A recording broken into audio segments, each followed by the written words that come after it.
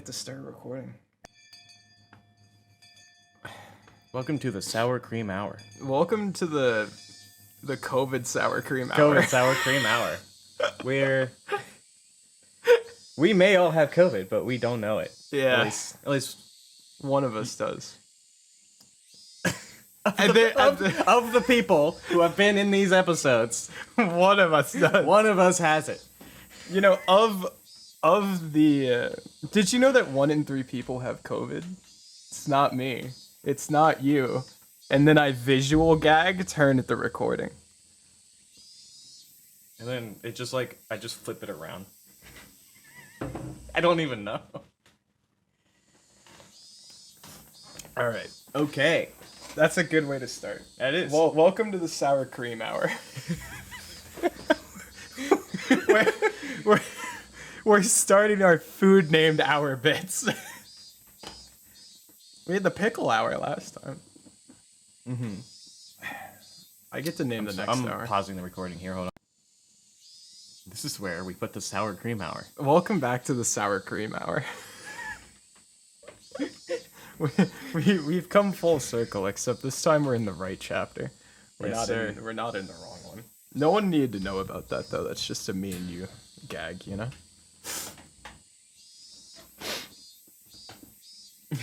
So, I'm sorry, I sniffed and it reminded me of it. Did you know in Dislight, the game that I'm playing on my phone, there is an entire English channel that is dedicated to sniffing? Yeah, There's an entire channel of the game where people do nothing but just type sniff, snorf, and other versions of sniff. And that's all. And if you say anything, you have to either start in the middle or end it with the word sniff, or nobody replies to you. What the fuck? And so I've been because all the people that sniffed were exiled to one channel because they got bullied out of every other English channel. So they all got exiled into Channel 8. So Channel 8 is where everyone just hangs out and sniffs. And that's all they do. Because if you do it in any other channel, you are relentlessly bullied until you leave. That is the most retarded thing I've It's ever heard. Incredible. I spent all day in the sniff channel while I was playing today. And apparently people hate the sniff channel and it gets raided all the time by other channels. They raid the sniff channel. They raid the sniff channel and just angry emote spam. And so people that are sniffers, true sniffers, like myself, have a ridiculously long block list of people from other channels that come in that they block because they just angry emoji spam. It's so strange. I became a believer of the sniff today. Crystal had always been telling me about the sniff channel, but I'd never checked it out for myself, and they converted me today. I am a sniffer. I will never leave Channel 8. It is my home. That is quite something. And apparently we have the best RNG rolls. Because there's a mechanic called miracles, whatever, ripple miracles, and it's random events that will help you get shards of characters. And apparently Sniff Channel has the best RNG anyone has seen across any of the channels with characters. And so people will come into Sniff Channel and lurk just because of how good our fucking ripple rolls are and how good our character rolls are. Yeah, a little Dislight lore for you.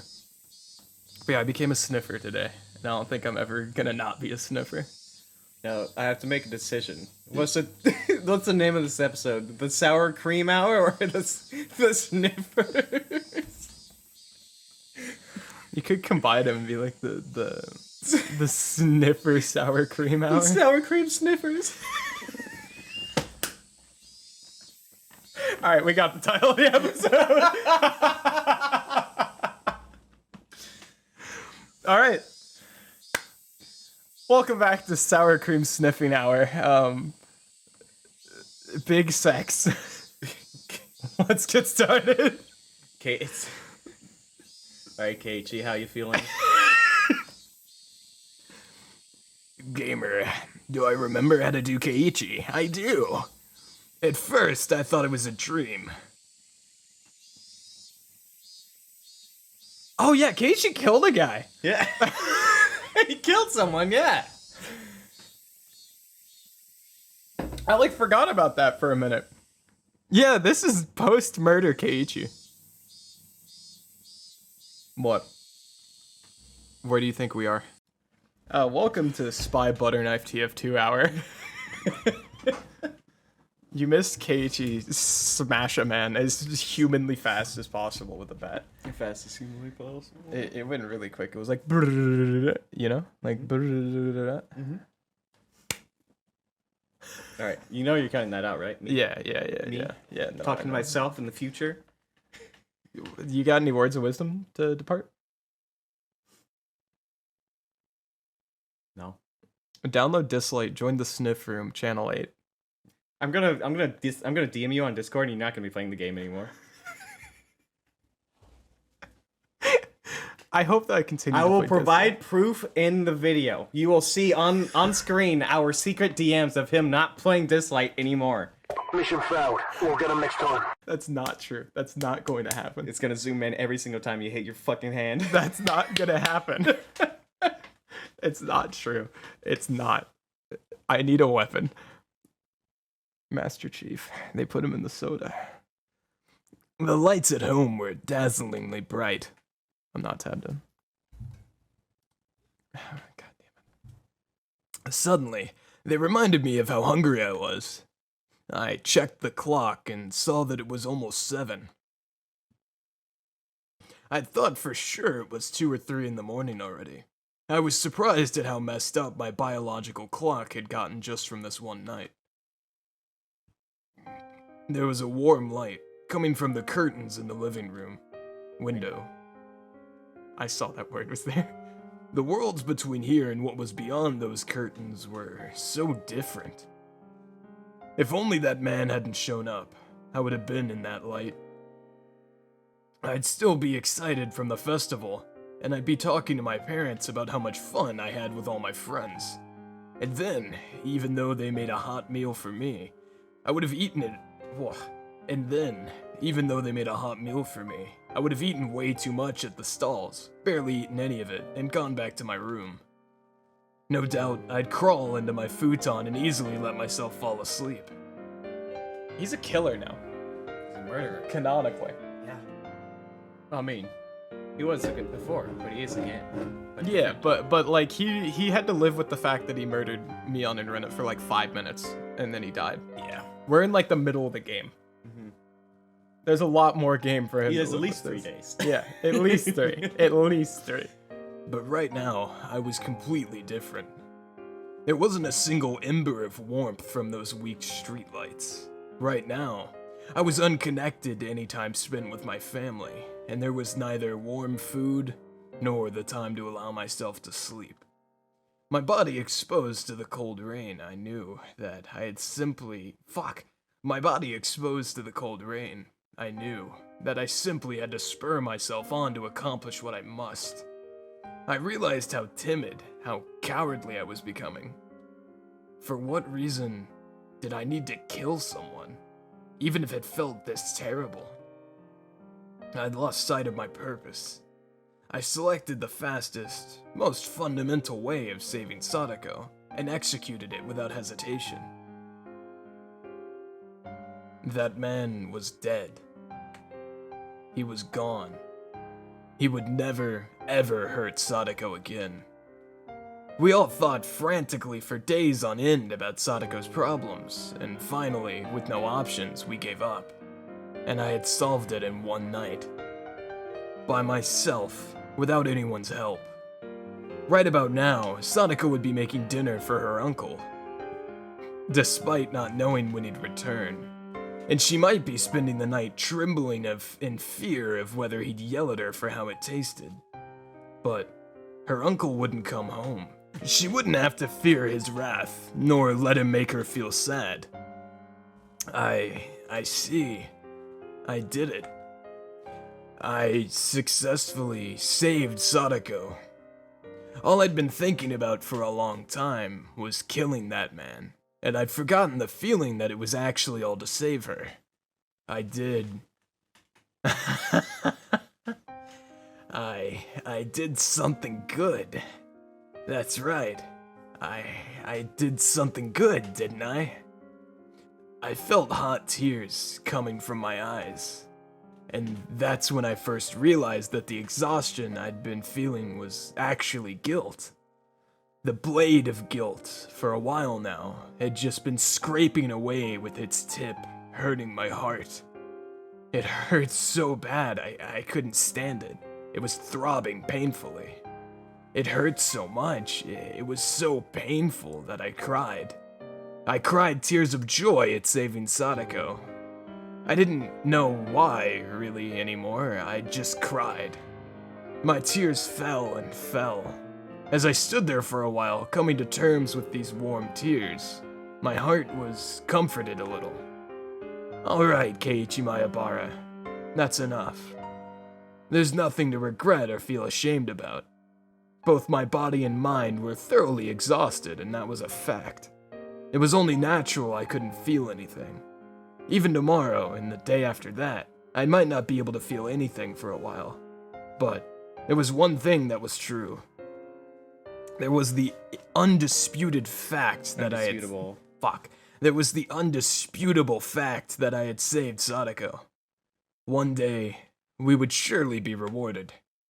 One day, I would be proud of how distressing, yeah? Mm-hmm. One day, I would be proud of how distressing an enterprise I had undertaken to get Sadako's smile back. And so, that I could wait for that day, I had to put the finishing touches on this night.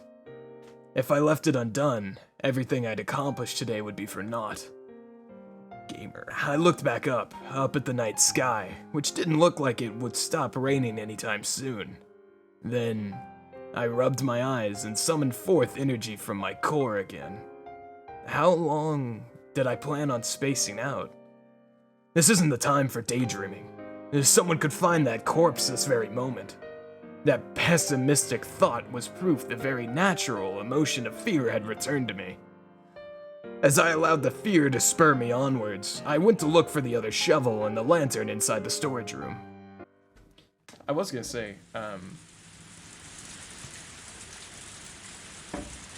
I find it very interesting that when Keiichi goes crazy in this chapter, you get the spirit bells. Mm-hmm. Yeah. Maybe it is a curse. Oh. Or maybe it's Rikushi saying the moon. I don't think it is that. It's definitely one of those like markers for something either spooky or unnatural is happening. Which is cool. That's cool. It's supernatural because it sure is. It was fortunate. I remembered what it looked like around the streetlight the body was near. With how dark it was quite possible I wouldn't have been able to look for it either. I didn't realize that when I left the place, so the idea of memorizing...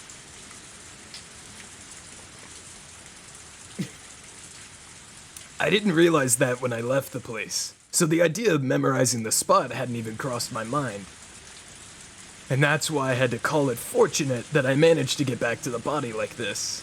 The corpse was now located in a big, muddy puddle. Half the thing had already sunk into the swamp-like pool of water. I only realized afterwards, but there was an unused irrigation channel right nearby clogged with fallen leaves and dirt, and there was rainwater flowing in from there. My shoes had been awash with water for a long time now, so without any hesitation I stepped into the puddle. The whole muddy stream started flowing back, luckily. I couldn't leave any slight traces, like bloodstains. The rain was like a blessing from heaven. That is very lucky, though. Mm-hmm. That it is not just raining, it is monsooning. Yeah. Because, like, there ain't gonna be nothing. It's all water diluted, if not, like, ground diluted. I checked around me, paying very close attention, then turned off the lantern. It became pitch black, but my eyes got used to the darkness in a few moments, and once I managed to reach the streetlight on the other side, I was able to make out even faint lights. I stuck the shovel into the puddle right next to the corpse. The ground was even looser here than I'd thought, and the shovel's tip easily slid inside it.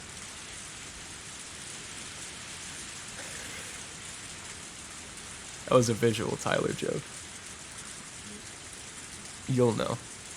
I had to I won't hurry up remember. and dig. You will. I won't. You will. I believe you will. Or maybe he's just so disappointed in me all the time that it just all blurs together. It kind of does. I had to hurry up and dig. If I took too much time, I might lose my energy and strength again. It felt almost like digging a hole in the sand at the beach. It was easy to dig, but no matter what, the muddy water kept flowing in, covering the hole. The digging wasn't going as well as I'd hoped. I dug, and the water would go in, so I couldn't get a sense of how deep it was. The only way for me to measure it was to bury my own foot in the mud. I'm digging just fine. It's alright, don't be disheartened. Dig, dig, dig. Occasionally a car would come by the road, and I'd hurry to hide myself in the trees. Everyone was only passing through. They wouldn't have their eyes peeled in this kind of darkness. I understood it logically, but I still couldn't help but hide. What I was really scared of wasn't quite that one of those cars would coincidentally happen to witness me here. It was that the distance I could spot cars from was getting gradually shorter. At first, I noticed the splashing sounds from really far away as cars drove through them. I started noticing them less and less, and with the car that had just passed by, I didn't notice it until its headlights were upon me. I felt my senses growing duller by the second. Jesus Christ, Gabe. Like those the M's. They're all Gabe. Of course they are. The bottom one is his personal, and then the other three are groups that I'm in with him. If someone were to take a peek in secret as I was burying the body at the worst possible time, maybe I wouldn't even notice. The moment I thought that, I took a good look all around me. And then he sees me on. I roused all my half-asleep senses and searched for any signs of presence nearby. What if I found out someone was spying on me from the trees? A carnivorous feeling snarled at me, glaring. If there was, then I would dig another hole. Keiichi kills 2 people in one night. Keiichi kills Sadako in this chapter. No. I'd come this far already. In order to achieve perfection, I didn't care how much more I had to pay. I didn't know what kind of face I was making at the time, but it definitely was a fervently glaring one. My 5 senses reached the conclusion that nobody was present. I didn't breathe a sigh of relief. How long had I been digging this mud out of here? It was deep enough for it to go up to my knees. Maybe this was enough. Maybe I'd just throw the corpse in as a test. I swallow, getting my breathing under control. Despite how much I'd beaten him, I was afraid of touching the corpse. So instead, I dragged it by the feet to the hole. It took more than just a waggle and a tug to do it. But of course, it did. Considering this man's weight, it was easily 80 kilograms. I rallied all my strength and dragged him. That's like what? You want to do that quick for me? 80? 80? I think that's like 180? Yeah, 176. I'm getting good at that. It's like 2.5, I think. The conversion. Maybe a little bit less. 2.205. I started getting used to it because now that Crystal's going to the gym, I have to quick maths. Quick maths. Yeah, I have to quick maths kilograms to pounds for when I brag about my gains. Yeah, it's like 180. A 16-year-old dragging like 180? Damn, that's fat in Japan? Bro. First, they're short. Yeah. Second, their diet is rice That's true. and fish. Yeah. No, that's true. Because I'm like 190. I'm like 190, 195. I'm not a light guy in Japan. No? I'm a fat ass in Japan, actually. I'm like 800 pounds too heavy. I rallied all my strength and dragged him. At this point, my groundless fears that he might suddenly start moving again had vanished long ago. His body fit perfectly into the muddy hole. It was more than deep enough. Alright, let's bury him. Quickly, quickly, quickly. If I did a perfect job of burying it here, everything would be over.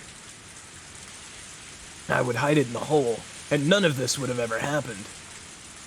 When I realized I had only a little farther to go to finish everything, I was racked with pointless anxiety, like I was in a race against time. It was like I was absorbed in a delusion that if I didn't bury the body quickly, it might come back to life. I hope that's actually how this game ends. Sadako's uncle comes back from the dead and kills Keiichi. In any case, in a great rush, I poured mud and dirt into the hole. If I didn't work effectively, someone might find me here. Until now, I figured if someone saw, I'd just kill them, but not anymore. I was arrested with such absolute fear that if someone saw me, it would be all over. As I finished the work off, it was a total mess. Splish, splash, squish, squash. I drew the surface of the shovel across the ground, trying to make it flat. I was completely covered in mud at that point. The rain washed the mud off my body, but not off my now blackened clothing. My body and mind were caked with panic, with fear, with rain and sweat and mud.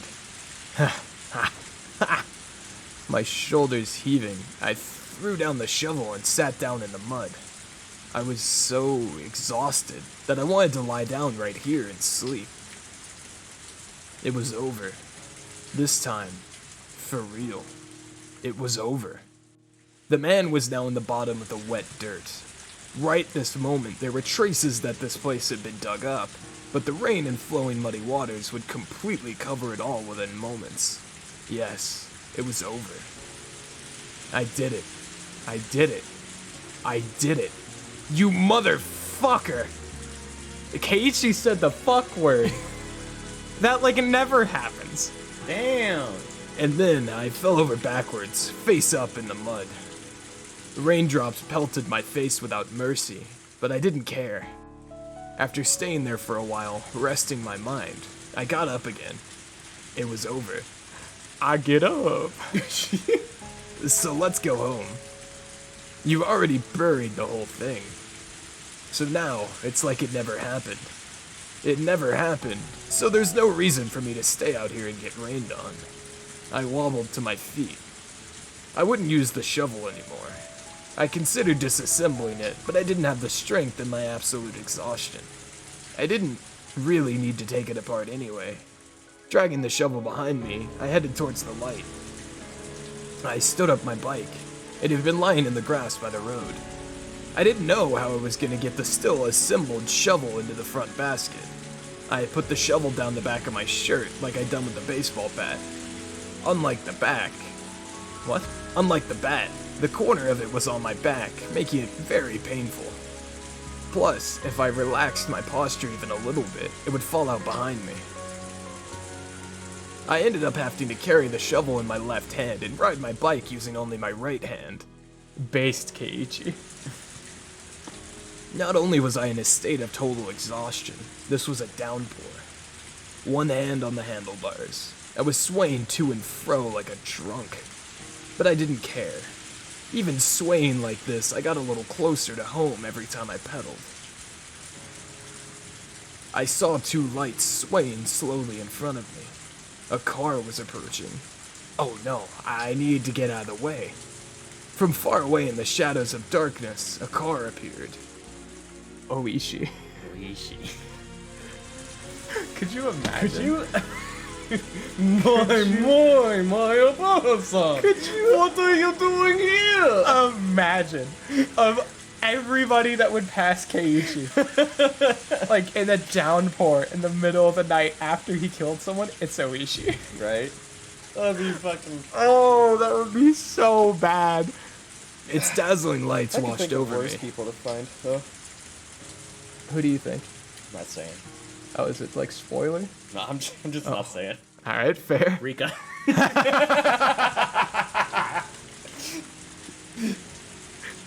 Rika's like, Nippa, I guess I have to reset the timeline, and then kills Keiichi. From far away in the shadows of the darkness, a car appeared. Its dazzling lights washed over me. The driver made a short honk of the horn to inform me I was in the middle of the road. I have to get out of the way. I kept telling myself that, but not only was I riding one-handed, I was exhausted, so I couldn't do anything. Wobble, wobble, wobble. Is he just gonna run into this guy? Keiichi just beelines into the car doesn't move, they're like, if he hits me, he hits me. Yeah. I meandered about, not going to the left or to the right. The driver decided to swerve out of the way right in front of me, and without lowering its speed too much, steadily came towards me. Its outline grew larger in my vision, and telling myself again that I really needed to get out of the way, I jerked the handlebars in one direction, then lost my balance and fell over, bike and all. My whole body splayed out, and one foot got caught in the bike. This was seriously bad. My drowsiness quickly vanished, just as a cold sweat broke out on my skin. Who is it? It's gonna be like Irie. Idiot. What's he? Yeah. It's gonna be like Irie. It's gonna be, this is about to go so bad. The driver recklessly spun the wheel to the left, made a counterclockwise U-turn, and came right up to me and stopped. The driver's seat door opened, and the driver came out. You idiot! Oh, that's the driver. Is that the driver? Oh, you idiot! What are you doing here? I was pretty sure someone would yell at me like that. Oh my. Look who it is. Fuck off. It was a woman's voice, and one I knew. I lifted my face off the ground and looked at her. Fuck off, dude! No way! No fucking way! Keiichi kills Sadako's uncle and Takano runs into him On the night of the on the night of... Alright. Do you think Takano would report Keiichi for killing someone? I don't know. What did... I don't think On she the would. night of the fucking Watanagashi? Are you kidding me? I She'd don't- be like, uh-oh, hello, is this the curse? And she'd be like, go on your merry way. Exactly. I do not think Keiichi could look at her and go, Takano, I just killed a man in cold blood, and she'd look at her watch and be like, good luck, Oyashiro-sama, and pat him on the back and send him on his way. Seems about right. She would not say fuck all. Takano would not say a goddamn thing. Of everyone to run into tonight on the Watanagashi night, Takano's the one. She will not give a fuck. Takano will not care, dude. There's no way she gives a flying fuck. Takano-san? Good evening. The moon is very pretty tonight. Maya Parakun. It was raining far too hard to see the moon. Takano-san unfolded an umbrella and smiled as she spoke. She knows. That smile was, for some reason, uncanny, like she'd seen right through me. Out of all the people I could have met, I got the sudden feeling that this was the one I wanted to see the least. What are you doing out so late? And you're soaked and covered in mud, and no umbrella either. What is that? A shovel? She's going to rip him apart. She had come here via car. She wouldn't have known what I was just doing. And yet, she smiled, as though she knew everything. It doesn't help that Keiichi wears his thoughts on his face as well. Because he's probably on the ground, like, looking at Takano, like, I just killed a man, I just killed a man, I just killed a man. Calm down, Keiichi Mayabara. She always makes that mysterious-looking smile, remember? Don't let her onto anything, lest you dig your own grave. The rumors say you were playing baseball at the... The rumors say you were playing baseball with a golf club. Is that what the shovel's for too? You're using it as an umbrella. I should tell a good lie here. If I could just do that, things would work out.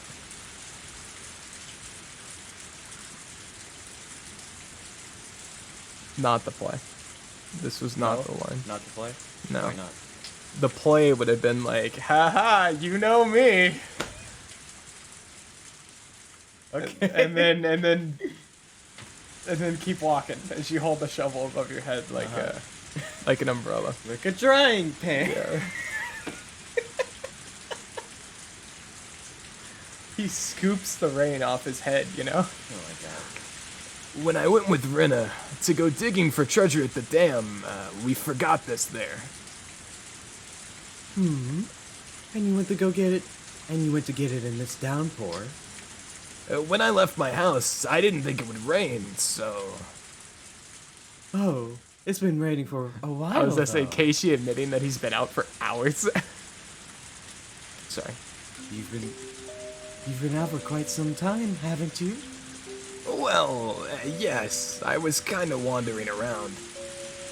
Even so, you came from that direction, didn't you? The dam is in the opposite direction, you know?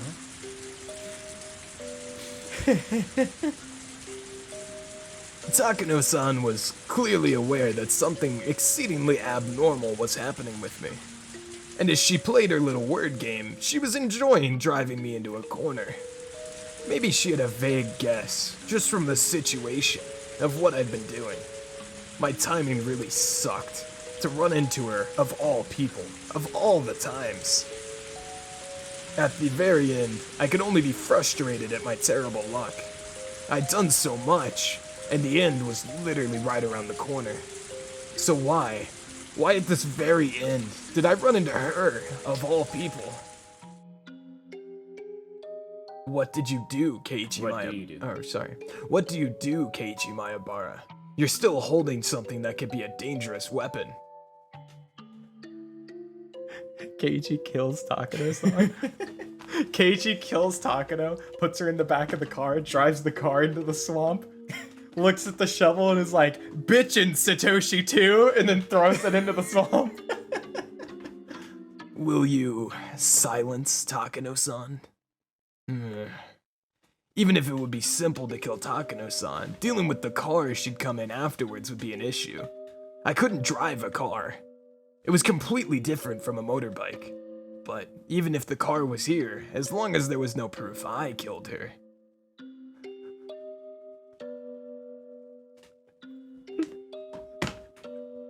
Is he just gonna kill Takano? Keiichi he just went, you know what? The only way out of this situation is more murder. In for a penny, in for a pound, you know? Yes, in tonight's downpour, without any prior planning, all by coincidence, a hit and run. As long as I didn't drop any handkerchiefs with my initials on them, they would never know I killed her. A black flame quietly smoldered and raged in the core of my body. That's a scary look. Did I tease you too much? Takano-san started laughing by herself, then thankfully stopped talking about it. But the darker clouds in my mind didn't go away. He's just gonna kill Takano. Well, leaving that aside, how long are you planning on crawling on the ground with your bike like that? Would you mind moving out of the way? Based. If I moved, she would leave. So I tried to get the bicycle up and out of the way. Didn't she do a U-turn though? It's the Yeah, weirdest yeah, thing. no, she Yui. So I tried to get the bicycle up and out of the way, but then twisted my ankle in it and fell over. Ow, shit, There was a sharp pain in the ankle I twisted. This is nonsense. A sprained ankle, now? Oh my. Are you alright? Did you twist your ankle? She's staring at him like this as she's mind powering his body to like break all of his bones. Takano squats down and takes a good look at the ankle I keep rubbing. She compares it to my facial expressions, apparently trying to gauge how bad the wound was. Can you stand? I didn't expect to, but I couldn't even stand up. It was all I could do to shamelessly wriggle on the ground like a caterpillar. Takano-san looked at her watch, then at her car, and after thinking for a moment, opened the passenger seat door, and then gave me her shoulder to stand up with. I'll take you. Excuse me. I'll take you home. I do feel bad, since it's almost like I hate you. I'm sorry. I wouldn't just leave you there. It's a good thing I'm a nice person. Nobody good has ever called themselves a nice person. But that would have been a terrible thing to say to someone holding me up like this. I took Takano's hands and sat down in the passenger seat. Takano-san went around the back and looked at my bike on the ground. I don't suppose we could take the bicycle home tomorrow. I could clearly tell from her face that she thought it would be a pain, since it would be heavy and would get her car dirty. But my bike has the name Mayabara written on it. I couldn't leave it out here like this. The proverbial handkerchief. Well, can you somehow put it in the car? I sort of need it.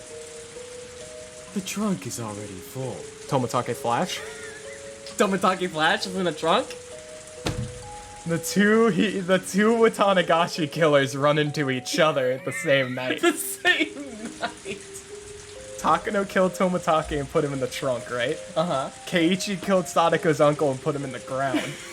Yeah. They run into each other the same night, yeah. So she can't put the bike in the trunk because she killed Tomatake already.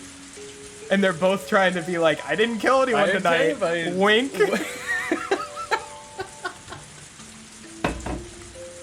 I mean, when I'm right, I'm right. I you know? I can't argue with that logic. Yeah. Oh, for sure. Love Takano. Love Taco. I still have line. Oh, I thought you didn't read the start already. I read it and you reacted. Oh, yeah. Duh. If I put it in the back seat, it'll get the seats dirty with mud. Well, given how you're already in here, it's already dirty, I suppose. Did she put the bike in there? I turned back to the back seat and see someone's folding bicycle there already. It still looked big enough to fit my bike in there as well. My expression reflected my thoughts, and the exact same thoughts seemed to get through to her. Alright. I'll put it in here for you. I'll be really nice, but just for tonight, okay? Takano-san continued with her mean jokes, but she hoisted my bike and loaded it into the back seat for me. The mean jokes were one thing, but couldn't she do something about that eerie smile of hers? Takano kills Keiichi. Oh, fuck. And then Keiichi and Sadako's uncle come back from the dead. And it becomes like a zombie buddy cop movie. There's a real movie about that. It's called Dead Heat. And then they kill Sadako together. Oh my god. That's how it ends. And even more importantly than the bike, I didn't want to leave the shovel here. The shovel could be directly connected to the buried body and me. Sorry to ask another favor, but could you get my shovel too? Dubious. Takano-san gave me a clearly dubious expression. Your shovel? That's fine with me. Is it important? The more I talk, the worse it gets for me.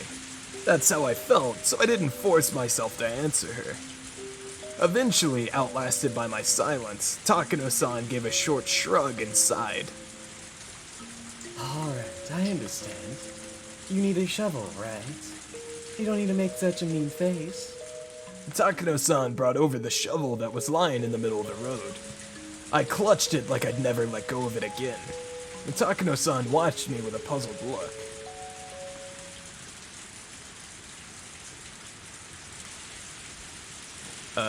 Takano, yeah? I think.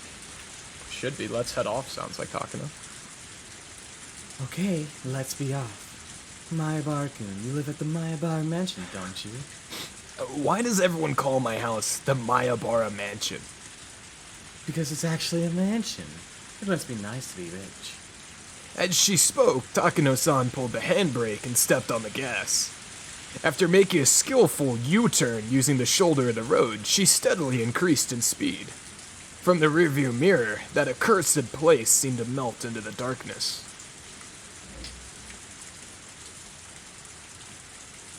right? That actually sounded like you cut yourself off. That was really good. I'm sorry, I didn't quite hear you. What was that? Takano-san suddenly tried to say something to me, but thoughtlessly I didn't catch it. Looking ahead, Takano-san said the same thing one more time. The body. Uh, How well was the fuck. Buried. How well was it buried? Fuck! Takano was the right person for him to run into. How well was it buried? I thought my heart might beat out of my chest, but I didn't let it show. But my lungs were squeezed tight and I couldn't breathe. What are you talking about? When burying. Burying. I can't read the word Buried? Buried. Buried. It's more B-E-R. Like, Right, like, R-Y. yeah, like my name is Barry. Yeah, it's more bury. Bari.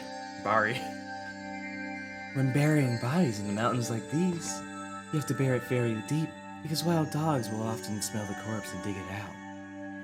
Some human bone a wild dog brings back in its mouth leads to an incident being uncovered. The police head out to a stretch of mountains.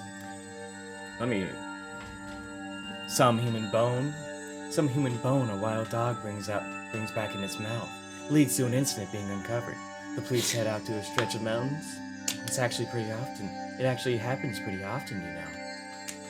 Sorry, I realized I started cracking my knuckles as you were reading.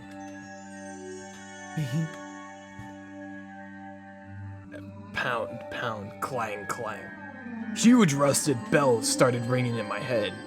Had I buried it so deep that I could say it absolutely wouldn't be found? The answer was no. I was in such a rush to bury him and get it over with that I couldn't deny having possibly buried it too close to the surface. No, wait, that's not, anyway, this woman, how does she know? She had just passed by here in car by coincidence, and we ran into each other by coincidence. If she had been watching the entire thing from the trees, and once I left, she came back in her car, it didn't make logical sense. So then, why? Keiichi Mayabara, that's it. You need to kill her. Why? My entire body reawakened, and I could feel my pupils dilate. I couldn't possibly beat her to death with the shovel in such a small car. Then, I would use my hands and strangle her. But she was driving right now. If I strangled her, we might get into an accident. Why is his first instinct, I have to kill her? She very obviously does not sound like she's going to, like, report you to the police. Cause Keiichi. Keiichi's like, the fucking Brooklyn. Then suddenly, That was Takano-san. Pumpkin's POV. I love squeezing cats.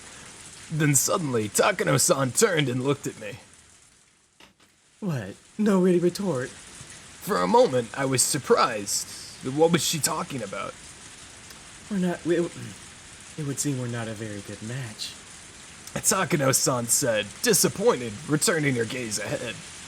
I repeated the words she said a few times in my head and finally realized that she meant it as an off-colored joke. I didn't know whether it was really a joke, but it wouldn't be able to fool her, no matter how many lies I told. I wouldn't be able. Right now, with her driving the car like this, I couldn't kill her. I would have an even harder time doing it when we got back to my house. The moment we met, that had been my best chance. And to have missed it so easily, it hurt. I like that from now on, I feel like any minor inconvenience anyone causes Keiichi, he just goes, I have to kill them. That's me going, I'm sorry, I need to get water, and Tyler goes, I'm gonna kill him when he gets back. After that, Takano-san didn't say a single word. The car was completely buried in an almost suffocating silence. What kind of woman had I run into? A sexy one. I'm sorry. With everything that happened today, I managed to pull it off, and at the very end of it all, I just had to go home and go back to sleep. What bad luck.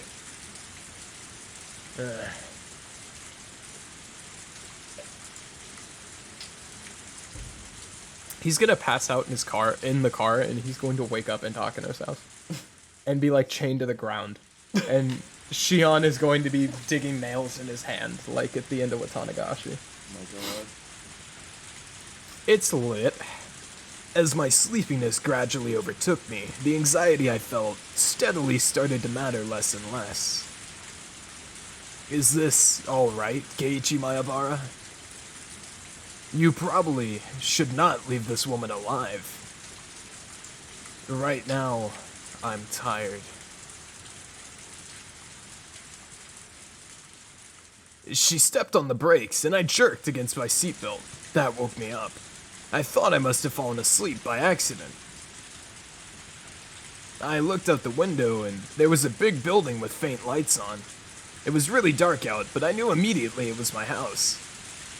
I'll go get your folks for you. Would you mind the place for a few moments while I'm gone? Don't make fun of me, please. Besides, look, I'm fine now. I can walk by myself. Oh my. Sorry. You were in such pain before that you had to get me to carry you. Did you just want a pretty lady to be nice to you? I love Takano. As Takano-san spoke, she left the car and opened her umbrella. The sound of falling raindrops was fierce, as always. I carefully reached down and rubbed the ankle I twisted. There was still some pain and a little weirdness, but they weren't that bad anymore. Rather than being happy about how light the wound was, I first regretted this whole thing. If I hadn't twisted my ankle, I could have still taken the option of killing Takano-san right then and there. Is he just gonna do this for the rest of the game? Is he just gonna be like, Mion like eats his bento box? He's like, I have to kill Mion. He fucking talks to Oichi. I have to kill Oichi. There probably wasn't much doubt that Takano-san was convinced I was involved in some sort of crime. If she knew about everything happening with Sadako, then she might have even guessed I'd killed somebody. Click. Takano-san opened the passenger side door for me. You're sure you don't need my shoulders? I wouldn't mind doing it for you again. I love Takano-san. I ignored her and answered by getting out of the car by myself. The rain was still pretty intense. I got my bicycle out of the back seat. I was a bit curious who the other bike belonged to, but that didn't matter right now. I let Takano-san hold the umbrella over me, then pushed my bicycle up to the front door. What about a shovel? Thank you very much. He was holding it the entire time. Oh yeah. I'll be fine now. My ankle hurt so much earlier, and it still did, but it aggravated me that it hadn't even been that bad. It was really, seriously terrible luck. Alright, I will be leaving then. Keep it a secret that we had a nice evening drive together by ourselves, okay? Especially from Jiro-san. Tomatake Flash is dead in her trunk.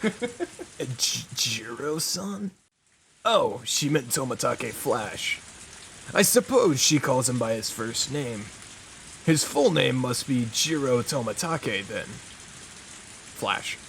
And then, the other bike, the folding one in the back seat, that I didn't care about at first, suddenly came to my mind. Hey! When's the last time you did this? Yeah, once? I know, like, fucking warm the vocal cords up. Hi guys, it's me, Tomatake Flash, in flashback form. Tomatake Flash. Hey, excuse me. You're from Hinamizawa, right? On the day before yesterday, as I walked near the dam half asleep, Tomatake Flash had talked to me. And the bicycle he'd been riding, it was... that bicycle in the back, belongs to Tomatake Flash, doesn't it? Takano-san's eyes, I think they sharpened for a moment. And why do you think that? I saw it when I met him before. The frame stood out to me. But wouldn't that be odd? Do you think it's possible for this to be Jiro-san's bike? Was I right? When I was like, Takano killed Tomatake Flash, and then Keiichi killed Sadaka's uncle, and the two murderers meet up together on the night of the Watanagashi? Oh, man, how often are you right? Damn, she really killed Tomatake this game, huh? Odd? Huh? Takano-san, her hair elegantly fluttering, peers into my eyes. I love how she's described. Well, there are no bed and breakfasts in Hinamizawa, are there? Jiro-san would need to be staying in town. Is that so? Well, I guess that's right. Huh? You can't really walk from town to Hinamizawa, can you? And there are no buses either. You at least need a bicycle. She didn't need to tell me that. That's why Jiro-san was riding a bike. For Jiro-san's bicycle to be stored in my car, and him not in there. That would be strange, wouldn't it? It would mean Jiro-san was in Hinamizawa without a bike. I'd have to have left Jiro-san somewhere and put his bike in the car, wouldn't I? It wouldn't make sense. As she spoke, Takano-san made eyes like a hawk. Unfortunately, I didn't really understand what was so odd. What about that is odd?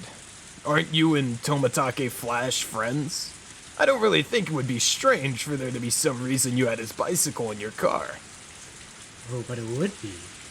What I mean is, Jiro-san and his bicycle being in different places in Hinamizawa wouldn't make sense. And for those reasons, it means his bicycle can't be his. Do you understand now? Takano-san's roundabout way of talking was hard to comprehend, but the eeriness that I could feel, that vague dreadfulness, I didn't like it at all.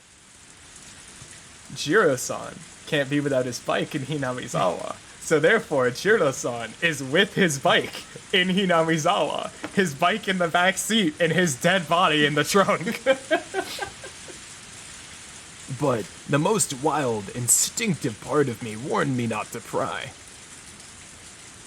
That's my bicycle. Jiro-san picked it out for me, though. I can't deny it looks alike. Ah, I see now. I thought it looked similar. You and I never saw each other tonight. And now she was talking about something completely different. What are you talking about? Why can't Keiichi just go, I understand, and leave? He's a fucking moron. Keiichi the murderer cannot look at Takano-san the murderer and just go, murderer, understanding, and then leave. Like, from one killer to another, I get you, and then be done. What are you talking about? You and I never saw each other tonight. I stayed there, not knowing what to say.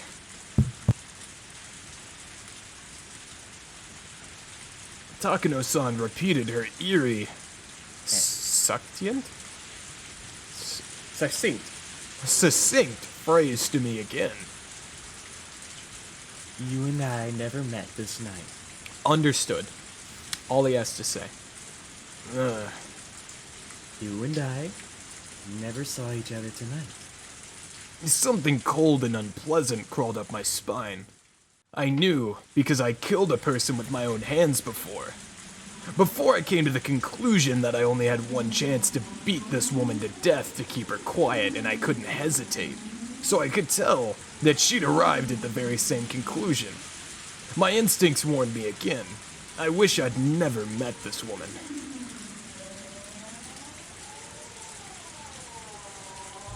Yeah, two killers meet each other at the same time. The faint sense, like a rotten smell, drifting from this woman, was no doubt the exact same sense that I was giving off right now. The very particular aspirations. Peculiar. Fuck. Peculiar. The very peculiar aspirations, the lack of uncertainty at taking a human's life for a purpose, one that those who had risen above everything One that had. only those. Yeah, I read that part and I botched it, the who, and then I repeat it. Just for you. One that only those who had risen above everything had. Actually, maybe I should have called it a nausea. It meant, and I didn't know how to explain this very well, but Takano-san was the same as me. In other words, someone who shouldn't be here. Someone who shouldn't have been here. Someone I couldn't have let anybody know was here. Someone who nobody would have wanted to see. And now that we had, we could calmly pretend as though we'd never met. Yes. Which meant that, just like I wanted to have nothing else to do with her, she didn't want to have anything to do with me either. And she, too, wanted to make it so that we'd never met. Both of us wished for the same thing. Our desires were the same, which meant Takano-san's suggestion was extremely practical, and that I couldn't outright refuse. If that's fine with you, then sure, whatever. You and I didn't meet this night. You're right. That would be the best for you too, wouldn't it? Why do you think that? Are you seriously asking me that? You can't figure that out on your own, boy. Takano is based. She cut me off with the condescending word boy. Right in front of my house, in a place most unsuited to killing. And yet, there was a frozen thirst for blood coming from both of us. They're just... You know, it's like in the movies when they both have the gun under the table and they're pointing at each other. Except Keiichi doesn't know that he's holding a gun or pointing it at someone. And he doesn't know that Takano is holding a gun or pointing it at someone. But, like, instinctually, Keiichi, like, his body, like, subconsciously understands he's holding a gun and can shoot it. But he doesn't, like, connect that. Yeah. And so he's just like, I don't know what's in my hand, but it sure is there. And, you know, Takano is like, either I'm gonna have to kill this guy, he kills me, or we never met. And Keiichi's just like, I don't really know what's going on. I would be killed right here, right now. The Fatboy Slim song? Yeah, then I should have definitely beaten her as we passed each other. A damp, greasy sweat broke out on my body. That's fine. If you want me, then you can come any time. And when I made up my mind, she shook her hair elegantly and turned on her heel. Good. I'm a kind person, after all. What was good? How? Because she was a kind person? Was that it? I didn't get it. Takano-san got into her car. We didn't exchange any words of parting. I had performed a massive feat, the killing of Sadako's uncle, and yet I didn't feel any accomplishment. On the holy night of Oyashiro-sama's curse, on which the taking of another's life was allowed. On the terrible rainy night when the demons wandered as agents of Oyashiro-sama's will. The demons were never supposed to meet, but suddenly they did. The demons parted ways triumphantly. There was no reason for them to fight. Both their objectives had already been accomplished. With the rain hitting me like a waterfall, my eyes met with Takano-san's through the car window. The female demon, her mouth twisted into a distorted, fearless smile. It was too late to kill her. Far too late. That first moment, the very first moment we saw each other, had been my best chance. And now that we had parted like this, I was acutely aware of it. I should not have let her live. She beeped her horn quickly, then her car drove away into the deluge. Deluge. The one woman who knew what really happened tonight disappeared into the dark. As long as she was alive, this night would never really end.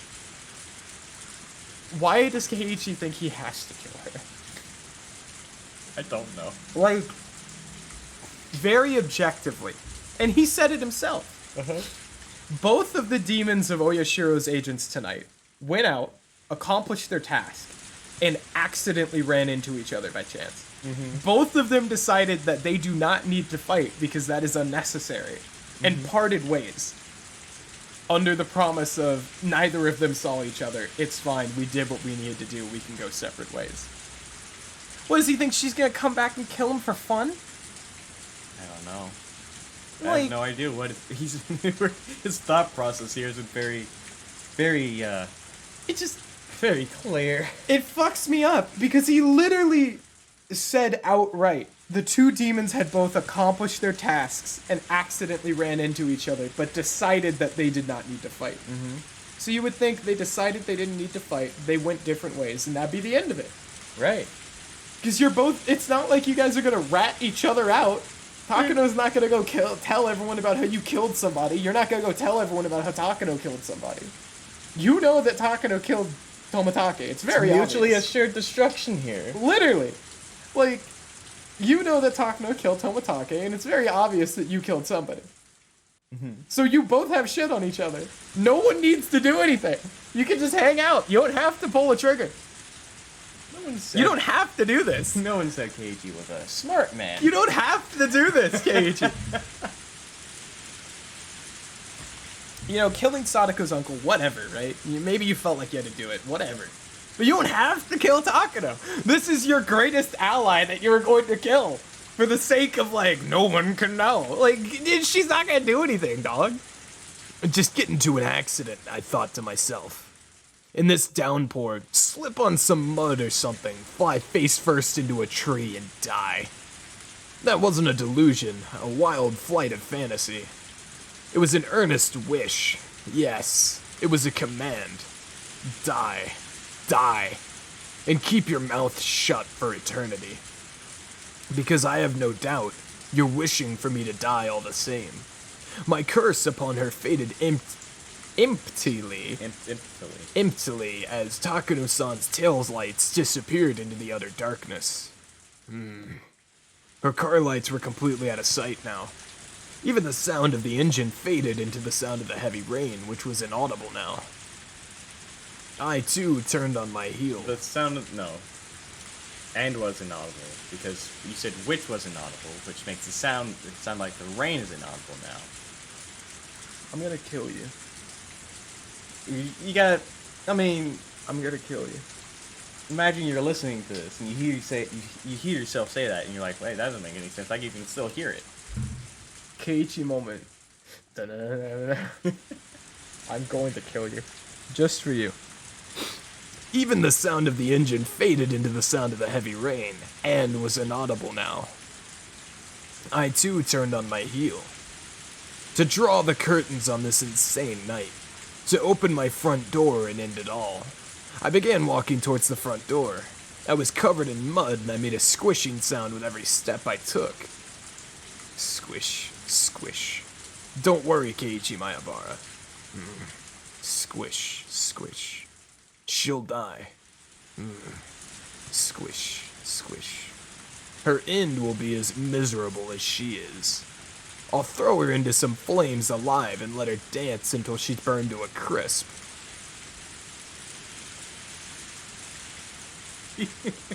Da-na-na-na-na-na. I'm sorry, Keiichi's become Oyashiro-sama's agent? Keiichi is Oyashiro-sama. Spoilers for a 6-year-old podcast. The Magnus Institute. He's becoming an avatar of Oyashiro.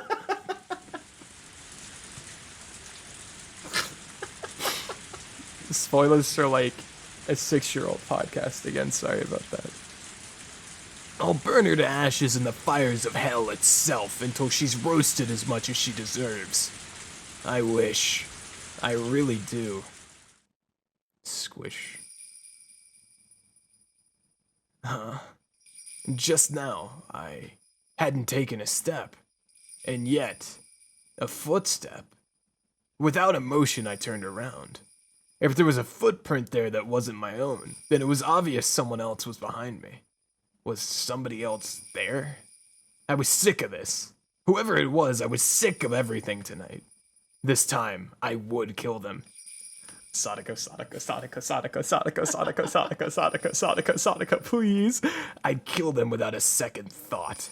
I wouldn't hesitate to turn around and dig another hole. Sadako. I'm on my hands and knees. I want this to be Sadako so bad. I want it to be, like, I just want the tragedy of this to be Sadako so bad. Please. So it's Oishi. But fortunately, there was nobody there. I wasn't going to have to kill any more people tonight. This night, I couldn't handle any more of it. Even if I heard an extra footstep each time I stopped, I put it down to me just being tired. An extra footstep. Rena? Wait, but it's only one. That's normal. You only hear one extra footstep.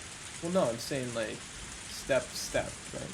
When somebody walks, yeah, it's step, step, but he just heard an extra. He stopped, he wasn't moving, and he heard a one. What's that? That's weird. Yeah. I don't like that. Because usually, when people walk, it's 1, 2. Doesn't, do you not, Yeah, but some of the fucking just took 1 step. you not remember Onikakushi at all? No, yeah, but the weird demon ghost thing in the hallway.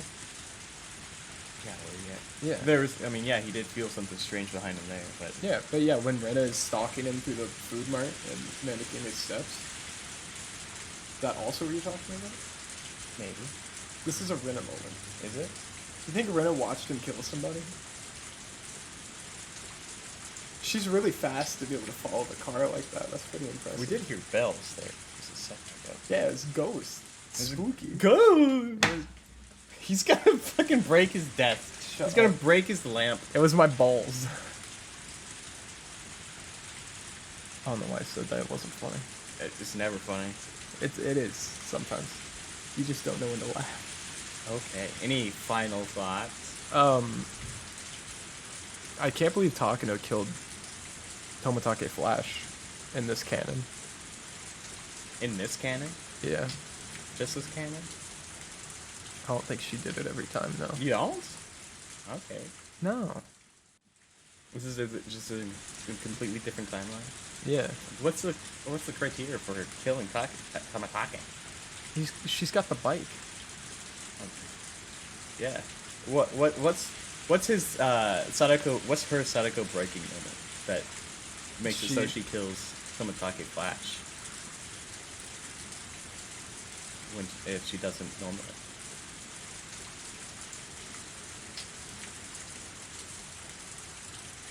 Maybe he was just extra Patrick Warburton this chapter, and she was like, he's gotta go. I don't know. Maybe instead of him helping her out and like letting her go into the storage shed, he like tries to fight her about it. She just kills him. Or some shit like that. I don't know. You think she wouldn't just take some fucking bolt cutters to it if he wouldn't help her? Yeah, but like she's gotta have some reason, right? Or maybe she's just Oyashiro-sama and we're ghosting all over this bitch. Oyashiro-sama. Yeah.